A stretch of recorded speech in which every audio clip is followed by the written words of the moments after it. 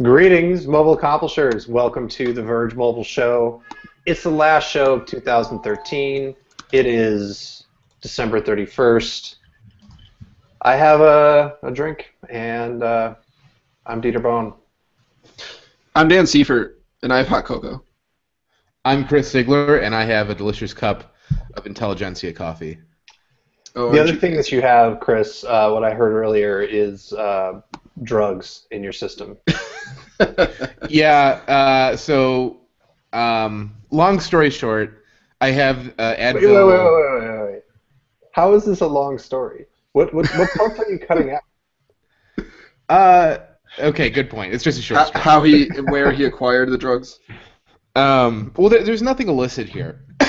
But so I'm overcoming a variety of ailments right now, which is perfect timing with CES a couple days away. And so I have a bunch of jars of pills, bottles of pills, whatever you call them, on my countertop, and my sleeping pills look exactly like the Advil gel caps, and so I switched them and took 2 sleeping pills instead of 2 Advil pills, and you're only supposed to take 1 sleeping pill. Now, miraculously, I'm not dead. But I have been drinking coffee all afternoon. I feel a little spacey, but I've also been feeling spacey just because I've been taking a lot of Sudafed this week. So it's a mess. So I apologize if I'm not making any sense on this show, or if I just spontaneously fall asleep. Either situation is entirely possible, but hopefully it goes without incident. But so you just have like random jars of pills on your kitchen counter unlabeled. I love how Chris is trying to use that I'm sick excuse to have random jars of pills just lying around. Well, it's true. Like I have probably 10 like supplements that I'm taking right now between garlic and zinc and C and all this nonsense. Because Are you trying to ward off vampires? Well, no, I'm using every supplement that has been so much as rumored to possibly shorten colds by even a single minute. I'm taking them all simultaneously.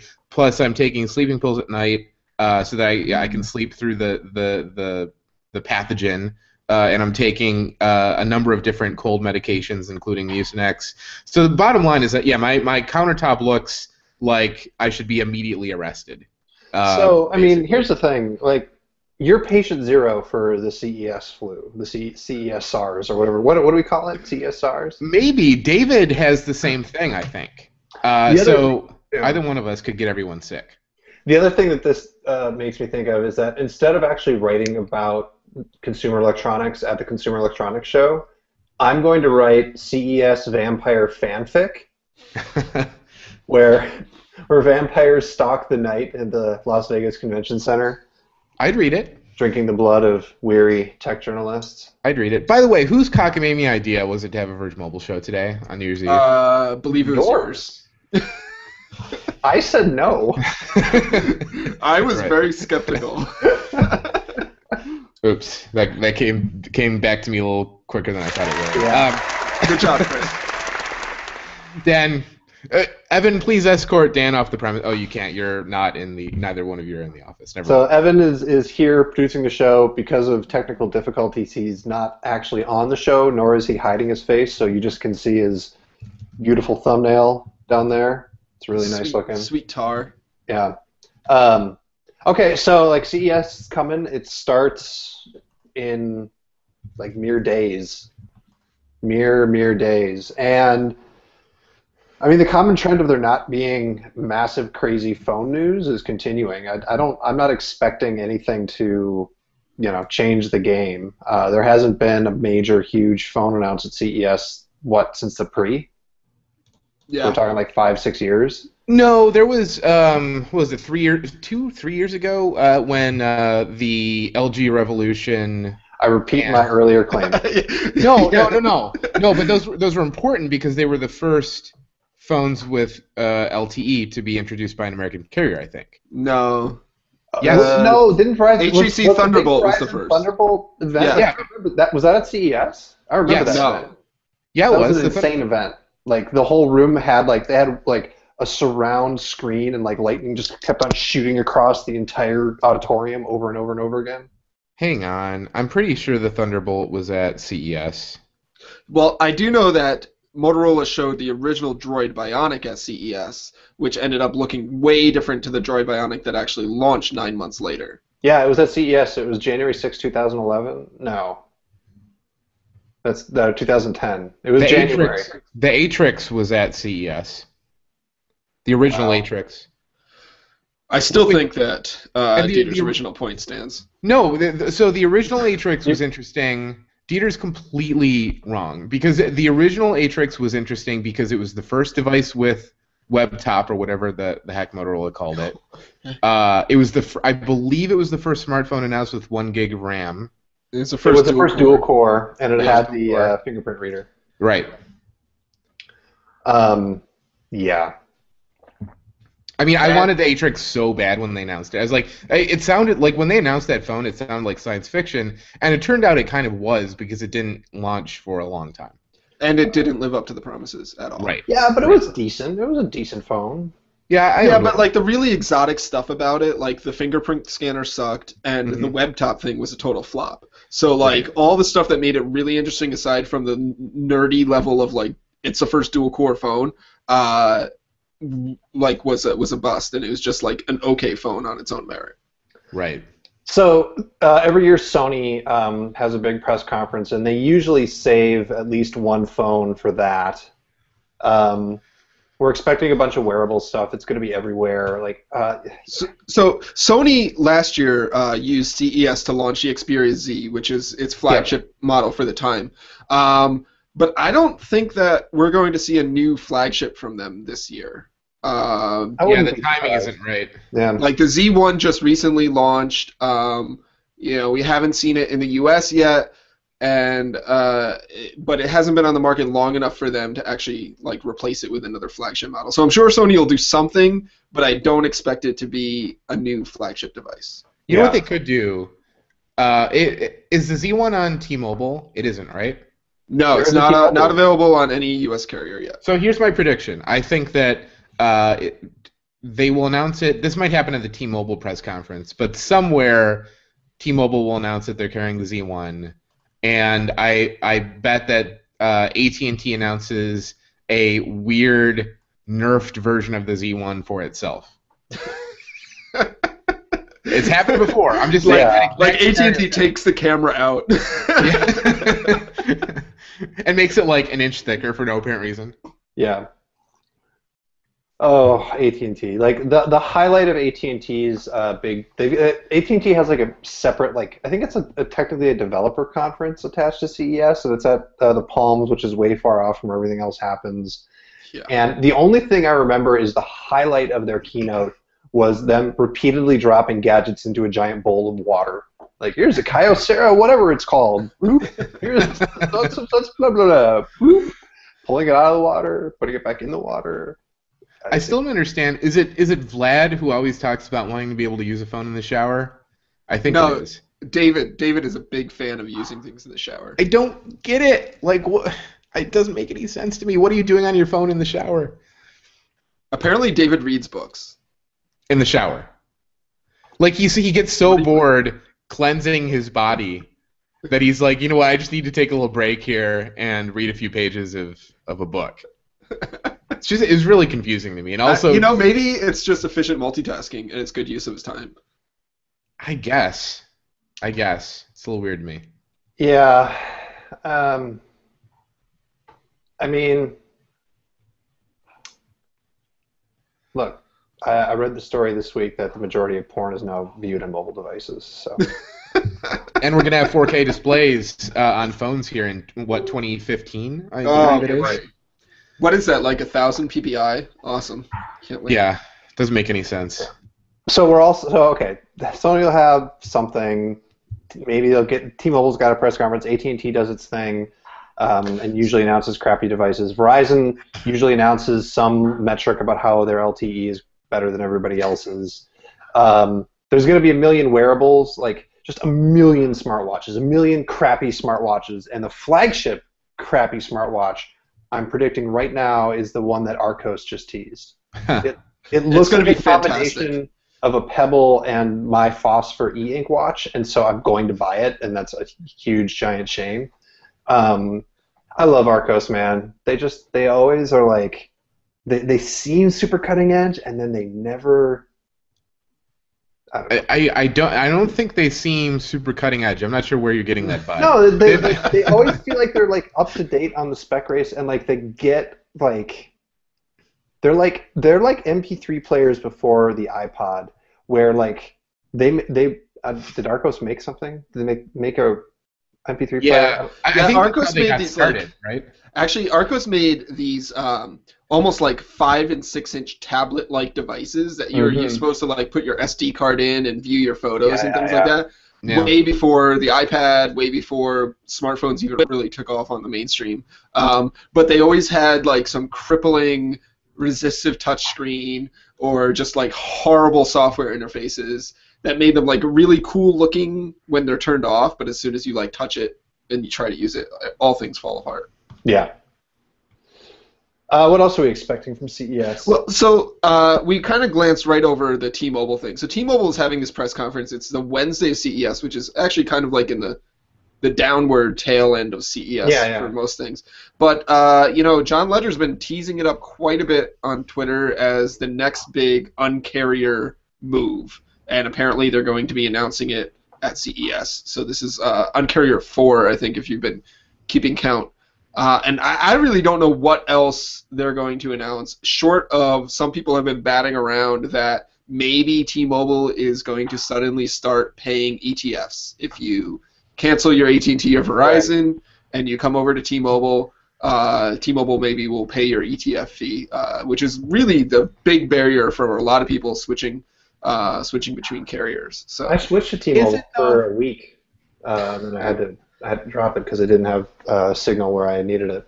Yeah, I don't think that. I mean, I don't think that ETFs are actually that big of a. I don't think that there's this enormous contingent of people who are saying no. But, I mean, sure, there are some people that are saying that, but it's not like there are 10 million people in the U.S. saying I would switch to T-Mobile in a heartbeat if it weren't for my damn ETF. I bet you that there are a bunch of people. There's a large number of people that would do that, and how many phones on AT&T can work with T-Mobile's LTE? The number is much higher now than it used to be. And so if they will pay your ETF is now paid, which means that under the new rules that have gone through, AT&T needs to unlock your phone for you, probably. I mean, I know there's a little bit of confusion about interpreting those rules, but I think that might be the case, which means that if you're an AT&T customer, you can switch to T-Mobile for a net cost of 0 because they will pay your ETF and get your phone unlocked, and you just switch over. And the point is, it will let you try T-Mobile. Like ETFs maybe, Chris may be right that they're not stopping people from switching, but they are stopping people from even trying the service. If you've been with Verizon or AT&T for 7 or 8 or 5 or 6 years or whatever, you've been in contracts the entire time, you've never had a chance to try T-Mobile or other carriers and see what their service is like until you T-Mobile doesn't do contracts, right? So if they do this thing and they aren't very careful about how they set up paying my ETF, and I could like get T-Mobile to pay my ETF, be on T-Mobile for a week, and then switch back, yeah, I'd do that. There's no way that's gonna happen. Like they'll probably do something where like if you're not with them for a certain number of months, then you need to pay it back. It's got to be that. Otherwise, they'd go bankrupt. Or they honestly think so fast that the SoftBank would have to buy them. I think that at least for the mobile world, if you're not looking at wearables, I think T-Mobile's press conference will probably be the most interesting thing at CES. Well, there was a rumor. I can't remember where this came from, but there was a rumor that we could see a Galaxy Gear 2 at CES. That's nuts. No way that would happen. Nutty rumor. I agree that seems implausible, but I would buy a Galaxy Gear Lite that didn't have a camera and was thinner and lighter.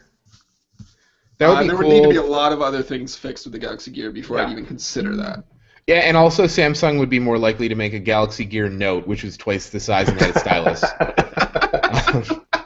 and you know I'm right. Yeah. Man. Yeah. You know, so we'll see. But Samsung is doing something at CES.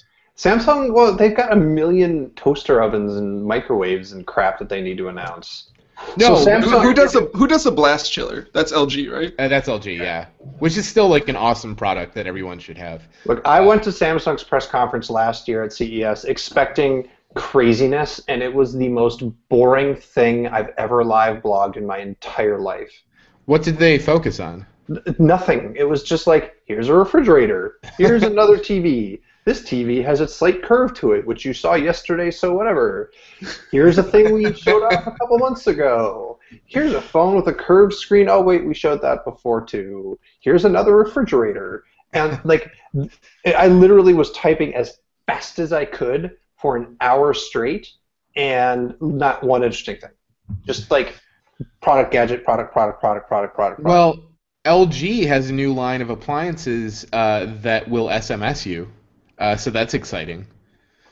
That's not a new concept, though. Like washing machines that text you. LG's going to have WebOS on a TV. I guess we should talk about that briefly.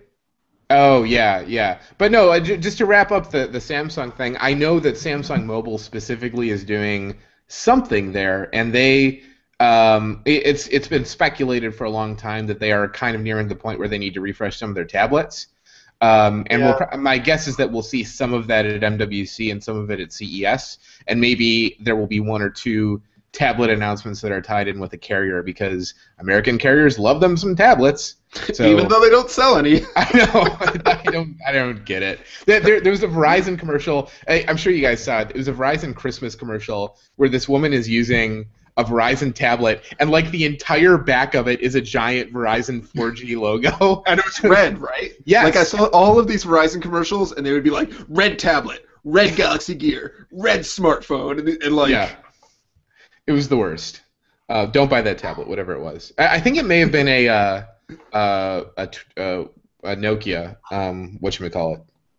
The 2520, which does come in very, very bright red. Yeah. So anyway, I'm sorry. What were we supposed to talk about before I interrupted? We were gonna briefly chortle about the fact that WebOS is coming back on. Well, here I just want to say this, that I was at a friend's house this weekend, and he has an LG Smart TV, and it has this crazy remote that's like a little wand. It's like an air mouse, and you wave it around in front of the TV, and it's got a mouse pointer and stuff. Which is kind of cool and a smart idea and easy way to input things like your Netflix password and stuff. But the rest of the software was absolutely abysmal. So maybe WebOS for LG will be a good thing. But it's like, that's predicated on the belief that WebOS was ever an appropriate operating system for a television. Listen, man, all I want to do is like be watching Megyn Kelly on Fox News and then swipe her off my screen. just like they're swiping their giant touchscreens. Yeah, exactly, and she could be like sitting at the desk, and like the channel frame doesn't even disappear. I just grab her and swipe her off. So the rumor is there's going to be a card interface still. If you could have like 3 or 4 recent channels and be able to like swipe up to a card interface and see what the channels are, and then pick the one you want, maybe that'd be cool. I don't know. And you know what's going to happen? The app situation is going to be terrible. Like, it's going to be terrible. Well, I mean, the app situation on any smart TV is pretty terrible right now. So yeah, it can't be any worse. That's a good point. But here's what's going to happen. LG is going to announce a line of WebOS TVs, and then in a few months, because they like to do giant and miniature versions of things, they're going to do a TV mini that's actually a tablet, and then there's going to be a new WebOS tablet. Now, Chris, do you remember at MWC last year? I remember you and I were walking around, and we stopped by LG's booth, and they had this like 21-inch widescreen monitor. It was like 3 monitors like stuck together. Yes. Would you buy that with WebOS on it? No. I mean, I'd buy that as a monitor. In fact, I've wanted to buy that as a monitor, and I've looked at it on several occasions. The problem with it, apparently, is that it doesn't work very well with OS X, I guess. Yeah, that's sure.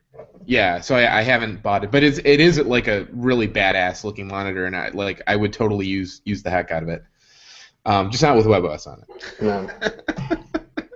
Anyway, if you're not familiar, CES technically, I believe that the show floor opens on Tuesday, which means that the news actually starts on like Sunday. Or Saturday or something like that. So there's a million press conferences on Monday. So whatever your plans are for Monday, cancel them because you're going to want to just hang out on The Verge and refresh and see a bunch of live blogs and we're going to have a bunch of video content, both hands-ons, analysis from the studio that we have, both like right there in our trailer, right in front of the convention hall. It's going to be a ton of stuff. So what phones are you guys bringing to CES? So I have been waffling. I'm waffling super hard. I'm going to bring an iPhone just in case, but switching to it is a huge pain because I have to call AT&T and talk to their customer service reps for a half an hour just to make tethering work because AT&T is horrible and doesn't believe in free and open data and their own SIM card system. You actually need to call them. They suck. So I've never had that issue. Well, it's for tethering. Data works, tethering doesn't. But like when on my account, I've got my iPhone 5S, and regardless of where I put my SIM, it stays my iPhone 5S, and everything works peachy. Tethering works on Android and Windows Phone and everything like that. And then when I go to use my iPhone, everything works. But that's not my experience, friendo. I'm sorry. No. So I actually tweeted this that I was waffling between the Moto X and the Nexus 5. And I was leaning towards the Moto X because the Moto X gets slightly better battery life for me. So I put my SIM card back in my Moto X, and I've been using it for a couple of days. And I know that we all love the Moto X to death, but after using the Nexus 5, thing feels slow. Thing feels slow and a little small to me. So really? I'm gonna probably use the Nexus 5, and I just bought an Anker like 10,000 milliamp battery. It's like this big, and I'm just gonna keep that in my back pocket, and I'll use that to charge my phone all day long. I'm just taking an iPhone. Nothing fancy. I put my SIM back in my iPhone this weekend after like months, and I'm kind of happy with it. Yeah. So I think I'm gonna bring my iPhone. What do you guys use for Gmail? Do you use Mailbox? I just use a Gmail app. I use the Gmail app. It's been really buggy. Gmail app is terrible. No, it's normally okay. It's normally use an Android phone for a day. Oh no. I mean, no argument. No argument that the Android Gmail app slaps the iOS Gmail app up and down. But it still gets the job done on iOS. The problem is that lately it's been super buggy for me. So I might have to go back to Mailbox. If you want to talk about a steaming pile of hot garbage, try out the Gmail app on the iPad. It has gotten so bad. I cannot handle it. So are you using an iPad Air or a Mini or what? I'm using an OG iPad Mini right now. Well, there's your problem. Obviously. Yeah, because I was thinking I might actually buy a mini Retina just for the show, so I have a giant hotspot with me. So that's what I was debating buying a mini Retina with Verizon. I've got an OG Mini with Verizon now. But my thinking was maybe I would flip the script and be an iPhone guy with an Android tablet, which I know is insane and stupid, but I was thinking it because the Nexus 7 is so much cheaper than the iPad Mini, but Verizon and Google can't get their shit together and release that version of the tablet, so I haven't done it.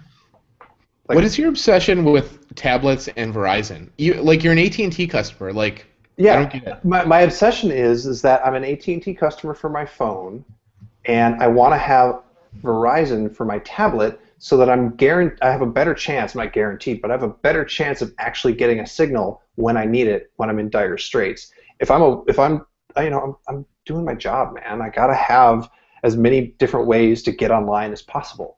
Put all your eggs in one basket. That's the rule I live by. YOLO. One platform, one seriously, carrier. If I were to, I wouldn't get an AT&T tablet to go with an AT&T phone. I'd just get a Wi-Fi tablet because what's the point? Tethering your phone to your tablet is a major pain in the butt. No, I'm never buying a Wi-Fi tablet again. Not that bad. Yeah, agree. I used to be very strongly in the Wi-Fi tablet camp, and then David wrote his beautiful piece on the original Nexus 7, and then I was a convert after that. No, I love having LTE on my tablet. I just like if I'm going to pay for LTE in my tablet, I'd rather pay the extra $5 a month more, $10 a month more to have it be on an alternate network, so I've got options. But how does that actually? Because like I can add a tablet to my AT&T account for $10 a month, and there's no way that you have a standalone. Yeah, so Verizon it's $30 a month. It's $30 a month. That's a lot of money. Well, you're That's paying like 10, extra so I'm 20. paying an extra 20 to have to be. It's worth $20 a month to me. I mean, to that's be at least provide news and information to 8 our Dunkin' readers and Donuts viewers. Why don't you care about the people that go to the Verge? That's. I care about no one. Oh, Chris, you're awake. You were looking down there. I thought maybe we lost you. Well, then my very unusual monitor setup here makes it look like I'm nodding off at all times, basically. I apologize. So I'm currently in my brand new apartment in Brooklyn in our office, which is yet to be set up, which is why everything looks weird and strange. I only minutes before the podcast started got like my keyboard and trackpad working. There's also echo here, I guess. So anyway, I'm also not in a setup that I'm comfortable with. So that's why the show is going so great. Anything else you guys want to talk about with CES? I mean, you're both bringing iPhones. Well, I'm bringing an iPhone, and I'm also bringing my Moto X, and I'm also bringing my HTC One, because invariably a battery will die, and I'm just going to jump my SIM over to where I need. Well, no, I'm bringing the Moto X and the iPhone and the Nexus 5, and so when the Nexus 5 dies and I don't feel like charging it, I'll swap it over to something else. I've got one of these battery packs. I got one of the knockoff ones that's oh, that looks horrible. a no-name brand that I paid like $30 for the iPhone, and then I've got like these crazy, like I once took a picture of all the batteries that I have, and it's like 10 inches high stacked of external batteries, and I carry all of them. You know what I'm not bringing is my old mini HyperMac laptop charger. Haswell for the win. Man, it feels really nerve-wracking to not have a giant frickin' battery in my bag to back up my laptop. I don't know. Yeah, but you'll have plenty of heads up when you're getting low. One thing that's been worrying me about my iPhone, actually I didn't even think about this for CES, this is going to be a problem, is that it's now completely unpredictable when the phone will turn off between 0 and 10%. It's the worst. Like I had it happen once. And I thought it was because I was outside and it was really cold, and batteries naturally have less capacity when they're super cold, so I didn't really think about it. But then I was sitting on my couch last night, and I had like 8% left, and it just turned off. So that's not good. You want to know what I'm doing right now? What? I am buying a charger for a Sony NEX6 camera. You know why? Because despite the fact that this thing claims that it charges over micro USB, literally not a single adapter I have plugged into it has worked. Only the one that comes with it works, and I've lost it in the move. Yeah, so I can't charge my camera. I've sung Sony's praises for its cameras so many times, but it continually irks me and drives me mad that they don't pack an external charger in their camera boxes. It's not just the lack of the external charger. Like, being able to charge over Bluetooth is actually really amazing. Or not Bluetooth. I'm shopping while I'm talking here. Micro USB is amazing. That's a great idea. But the problem is that they've got, like, they have this wattage requirement where if it's the standard, what is it, 1.1 on old style USB, and then 2.1 for, is it 1.5? It's whatever. It's 1 point something and 2.1. And the Nexus 6 is like 2.0. And so iPad like charging levels, or Nexus 7, yeah, iPad charging levels won't charge it. Anything less than that, maybe will trickle charge it if you're lucky. And so, like, they may as well have made a proprietary plug, because at least that way I wouldn't believe that it would charge over micro USB. And the problem is, if you're charging over micro USB, you can't like really use the camera and charge at the same time. Right. You know what charges? This is me ordering batteries and an external charger and having it shipped to the hotel in Las Vegas right now. You know I what actually left my charger in CES last year. You know what charges over any cable in any situation whatsoever? An iPhone 5S. Oh, that's like no, the RX 100 Mark II. Like, really? You can look at that camera and it will start charging. Like, it's I've never been in a micro USB situation where it didn't charge. I love that camera. It's the only Verge camera is I'm timing taking out. to CES, by the way. This is a huge fail. Okay, well, we talked CES to death. Get ready. But we should talk about BlackBerry. In the 2 weeks since we podcasted, they have announced their quarterly results, which were, of course, a huge fail. They only sold 1.1 million BB10 devices. They sold way more BlackBerry 7 devices, which is, of course, an embarrassment. They called off their BlackBerry Live conferences. They Mike Lazaridis sold a bunch of stocks so that he's not going to pursue a buyout of the company anymore. They decided they're going to stop manufacturing stuff. BlackBerry actually manufactured or a huge portion of their own phones, and now they're like, nope, sorry, they're getting rid of those factories. And they're going to have Foxconn make everything for them, which is a huge shift. A huge. I don't mean we could talk about that when you're done wrapping up, Dieter. Well, it's actually an important shift for them because, to be honest, one of the things that they like to brag about is they own the whole chain end to end, and that mattered for security at DoD levels. And they specifically always like to brag about how nothing was made in China and that they manufactured things in Mexico and other places as a security selling point. And since we well know that Foxconn is based out of China now, that doesn't look like it's going to be upheld. Excuse me. Whoa, bless you. Yeah, that totally. See, you're catching my cold over the inner tube. It's happening. I'm infecting you. Yeah. By looking at you. Look deep into my eyes, Dieter. And then the last thing is the new CEO, John Chen, decided he was going to, for the 5th time in the past month, tell everybody, hey guys, BlackBerry's cool, we've got a plan. And this time he enumerated the plan. The CNBC published this letter that he wrote, this commentary that he wrote, and his plan for BlackBerry is here's what we're going to do. We're going to turn around. We're going to focus on the fundamentals. Their fundamentals their core business drivers are enterprise, BBM, QNX, and the hardware business. It's 4. And looking at them, enterprise, yeah, you still got a big install base there, but you are one upgrade cycle away, and it's fading fast. And your Defense Department contracts, I know that you've got more security clearance than most people, but it's not going to last very long, bro. Sorry. Next, what do we have next? BBM. You think you're going to make money on messaging? Next. QNX. Yeah, okay. We'll leave QNX. You'll make a little bit of money there. You'll embed it in some cars. You'll make RTOSs. You'll get some stuff there, but it's not going to be a real business. But we're going to hang on to QNX just because, yeah, that's a viable business. Hardware business, selling BlackBerries to consumers. This is your future BlackBerry. That was well planned, Dieter. For those of you not watching the video portion of the podcast, I just flipped John Chen, CEO of BlackBerry the bird. Does anybody disagree with my analysis of John Chen's plan to save BlackBerry?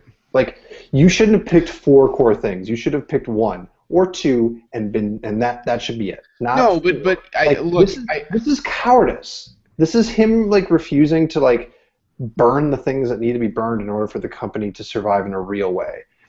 Here's why I don't agree. I mean, I think that Chen is in he was dealt the same impossible hand. Yeah. Impossible hand that Torsten was dealt. And you can look at any single one of those businesses, and if he had said we're just going to focus on this, we would have been laughing at him. I mean, there's no right answer for this guy.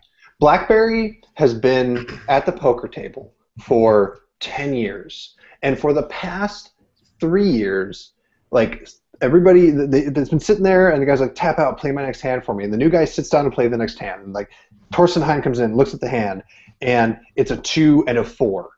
And then he gets a 2 and a 4 again, a 2 and a 4 again, and he keeps betting and whatever. He doubles down, even though it's a different betting game, the wrong metaphor, but stay with me.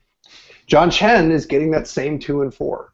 And at some point, what's going on?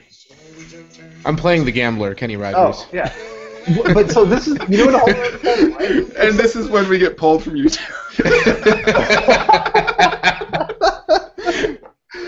It's not you should know when to hold them and know when to fold them. It's you should know when to hold them and know when to flip the table and blow everything up because you are losing and you need to cut things off. And that is what he's refusing to do here. Like, you should not be doing, like, BBM, sell it. It's not a moneymaker. Let it go. Sell it to who? Whoever wants it. I'm sure I bet Samsung would buy it for $50. Yeah. Like, don't say that these 4 things are the core of your business. Just say we're going to do enterprise, and there's a bunch of other stuff. We'll see what happens with it. And Look, that's it. You know, Nokia went from making tires and boots to making cars. Why can't BlackBerry go from making phones to making fine china? You know, maybe they just need to look for a different business. Just throwing that out there. Maybe they need to be a maple syrup. Well, they should have kept their name RIM then, if they were making glasses in China. Yeah, research in motion. It's true. Yeah, they could have made cars. Yeah. It's, Or you know, fruit preserves. The name's appropriate. Fruit preserves. Wow. I guess you could say they're in a real Blackberry jam. I thought you were going to say pickle, and I was going to be like, that makes no sense. But that actually would have been way better.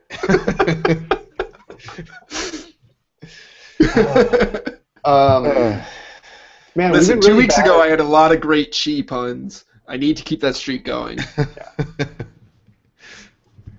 What are we talking about?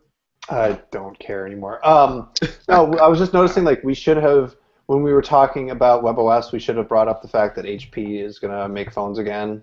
They're just going to make, like, basically glorified tablets, call them phones, and launch them in China. That's the rumor.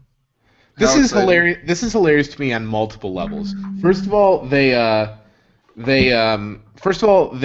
have been making this, like, ridiculous low-end Android tablet that nobody cares about for like a year. Bad. Yeah. It's so bad, and like I don't know who's buying it. Secondly, this is the exact same strategy that Dell took with its mobile program after it couldn't make a dent with the Venue Pro in the U.S. Yeah. They sold low-end Android crap in China, and that went nowhere, and then they shut the business down. So I don't know why HP thinks it can succeed where Dell couldn't. HP should just take Microsoft money and make Windows phones.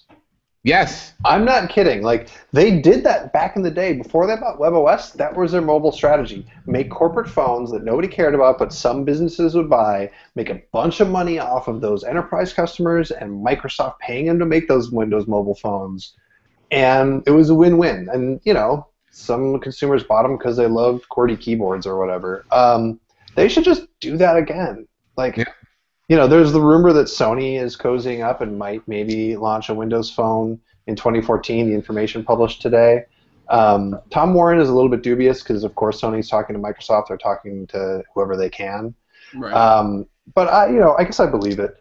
But Microsoft, I'm sure, is desperate to have anybody be like, yeah, we support Windows Phone. They would give HP a bunch of money to make Windows phones. And it would differentiate them, because there's no way that HP can compete with anybody in making a quality Android device. It's not going to happen. Right. Yeah. They've been down this road too many times at this point. It's like it's actually hilarious how many times they've tried and failed to make phones. Because it's not just WebOS, right? Like they made Windows they made Windows mobile devices on at least 2 different occasions. Oh, more than 2. I think they probably made a half dozen of them over the years. Right, but I mean, like, they bought Compaq had the iPacs, and then HP bought Compaq, right? No, but you guys don't remember their messaging phones? They made like 3 or 4 QWERTY keyboard messaging phones, like Moto Q knockoffs. Right. Yeah. Yes. And they were they had a really bad name for it. Yeah, Gleam? Was it Gleam or Glisten? The Glisten! HP Glisten. That's what it was called. The HP Glisten. Wow. Oh, man. Memories. That is really bad. Yeah, that was on AT&T, right? I mean, frankly, I don't really care what HP does with phones. There's never going to be a thing that HP does with phones that's going to be interesting to me as a consumer, as a paying customer. Well, you don't know that. What if they release? I bought HP phones. I have HP phones a few feet away from me. And I'm never going to forgive them for it. Yeah, I've got a Veer 4G over there. It's branded HP. I don't have a Veer. I want a Veer. Like 6. Do you want one? Yeah, bring him to Vegas. I'll take some off your hands. Yeah, I can actually. I can bring a Veer if you really want. Veer's a little party phone, man. I still have never. Except they take the big SIMs, so they're a real pain in the neck to actually use. Yeah, and if you screw up your SIM adapter to put a SIM in it, it's gone forever. You have to literally destroy the phone to get it out of the little spring ejector thing. Well, there was a period when like Woot or somebody was selling Veers for like $20, so it would be a huge loss. Actually, what I'd like even more than that though is an AT&T Pre 3. I have that too. Well, of course you do, but like it doesn't help me. Yeah. Why are we talking about WebOS again? We have to stop. Never stop. Never forget. We talked about the Xperia Z Ultra and Z Ultra Google Play Edition on the last Mobile Show. I don't know. You reviewed it since we last podcasted, Dan. Yes. So I've got them here. They're really big. I'm just gonna block out the sun. With these, just because they're so big. Oh, I opened the camera. Didn't? Yeah. They're total roller coasters. Like I've played with these phones. They're completely hilarious and stupid. Like, I mean, they're super niche products. Look, these things are sold unlocked online. You can't go into a carrier store and buy them, and they're expensive as heck. And they're obscenely large. And if you are into that type of thing, if that gets your fancy going, and you want to spend $700 on a device like this, buy the Xperia edition. I really do not understand why the Google Play edition exists, because it is literally a blown up Nexus 5 with a worse camera. Now, don't you think that a Z1 Google Play edition would actually do really well? Oh my god, a Z1 Google Play edition would be amazing. I would love a Z1 Google Play edition. The problem is, this device here, the Z Ultra, is so big and is so close to actually being a tablet that when you put like a standard phone interface and phone software on it, it just is like goofy. And it's not a great or efficient use of the screen size here. And that's what the key difference between the Xperia version and the Google Play edition is that Sony actually bothered to do some, like even the smallest amount of customization for the screen size, whereas the Google Play edition is none at all. It doesn't run the Nexus 7 software, it doesn't run tablet apps, it runs phone everything just like the Nexus 5. So that's why if you want to go down this route, more power to you, buy the Xperia edition is my suggestion. They should have put the Nexus 7 software on the Google Play edition, right? Yeah. Yeah. I mean, just add a dialer and you're done. Yeah. Weird. But they didn't, so... And no Z1. See, actually, the fact that there's no Z1 actually, I think, lends credence to my theory that we will see some one or more American carrier announcements for the Z1 at CES, and there's probably an exclusive involved.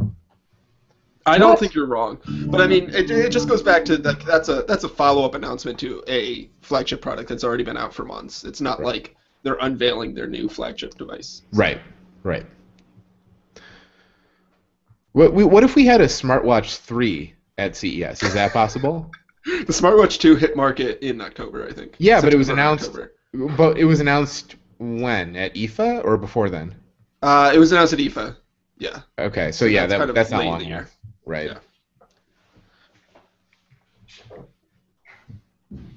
Did we lose Dieter? Where's Dieter? I'm trying to make an app work and it's failing.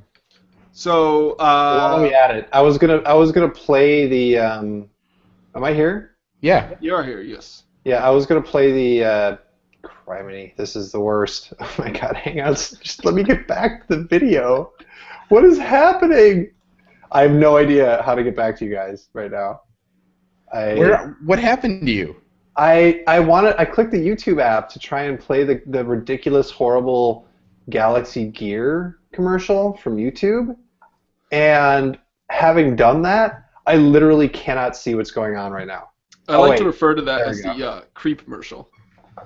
So yeah, I wanted to use Google Hangouts to display a YouTube video, but it won't let me add it. So I'm pretty sure that it's not allowed to be rebroadcast.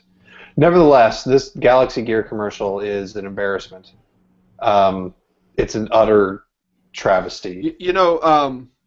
It's super awkward, it's super creepy, and it super doesn't work for the market that it appears to be selling to. And Sasser Segan at PC Mag wrote a piece on this when it came out, and he kind of nailed why none of it works, in my opinion.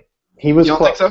No, I think he wrote a. This is what he said. He said that nobody in the video is American. It's very obvious that they're foreign and English is not their first language. And the people that are making the marketing and ahead of this are not from the Western culture. And that's why it just doesn't work, and it comes off as really awkward and doesn't fit in with the American market. Look, I mean, I get cultural differences, and I get that argument, and I think Sasha was right to make it to a degree. But at the end of the day, sexism is sexism, and churlish assholes are churlish assholes, and churlish is a great word. Yeah. But as bad as that is, that's not my real problem here. My real problem isn't like, here's this creepy stalker guy, although that's a big problem.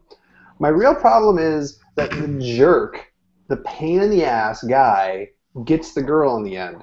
I mean, you've seen Better Off Dead, I hope. If you haven't, stop what you're doing. Stop watching this and go watch Better Off Dead, because it's amazing. John Cusack is supposed to get the girl. The guy who's clumsy and in the background and isn't sure of himself and has to like rise to the occasion to win the day, that's who gets the girl in the feel-good commercial. Not the jerk who's already the alpha. When has Samsung ever made a feel-good commercial? Okay, their last commercial, what was it for the Note 3, was about a soccer dude walking through a post-apocalyptic like land filled with like homeless children. The only good ad I can think that came out of Samsung in recent memory was the first Galaxy Gear ad, which was it kind of hit the nail on the good. Well, I mean, some of the Switch ads, some of the iPhone line ads are pretty good, and obviously the I Believe in a Thing Called Love ad is amazing. Oh God, I forgot about that. That was at a Super Bowl. That was a Super Bowl ad, right? Ad. Yeah. What was it? What product was it for? It was for a Note. It had to have been a Note. Yeah, who cares? It's just a Samsung ad. It's unfortunate that their most recent good ad, the Galaxy Gear ad, was for such a terrible product. But what can you do? Yeah. Oh, and then their Super Bowl ad this year was the Paul Rudd ad, which was terrible. Yeah. Oh yeah, I remember that. And Seth Rogen was in it, right? Yeah. Yeah. Yeah. Now they're not letting me find the other commercial. It must have been for a Note. I think it was a Note 2 because it was a year before last year. So maybe it was a Note 1? Because last Super Bowl, the Note 2 would have been on the market. So then it must have been the original Note. It was 2012. Let's see if the YouTube app will let me play this thing. I bet it won't. How ironic is that it won't let you... Samsung's not letting you spread their marketing. Yeah, it really is, actually. Add videos to playlist. Search. Darkness. No, it's a fail. Whatever. Well, after you watch Better Off Dead, go look for that. Yeah, commercial. But mostly just go watch Better Off Dead because it's the best. What else do we have to talk about? So Verizon. Oh, no, go ahead. I was going to say Verizon confirmed today to the LA Times that, Best Buy confirmed, that it will be carrying a Verizon version of the Moto G in the apparently very near future for $100 off contract, which is awesome price, great price for a phone. No LTE. No LTE, and it's prepaid, which means that 99% of Verizon customers will not care about it. Because literally nobody buys prepaid phones on Verizon. So, yeah, that's true. Although I want to believe that's going to change soon. It's changing on T-Mobile. It's changing on Sprint for sure. In fact, there was a rumor that they were going to both of them. which they really ought to. But anyway. But both of them offer really like a lot of prepaid options and their competitive plans and everything. What are Verizon's prepaid plans right now? Yeah. Like they were so terrible for so long. I don't even know if they've changed or if they're updated or if they support smartphones in any decent way that you can buy a lot of data on. So I'm not. I mean, the Moto G is an important device and it's a great device for emerging markets and it's important for Motorola. And it's cool that you can buy one for $100 in the U.S. without a contract. But I don't foresee it being a big deal among actual buying consumers in the U.S. No, but it's a big deal in concept. It's a big deal that you can get a pretty decent phone for $100.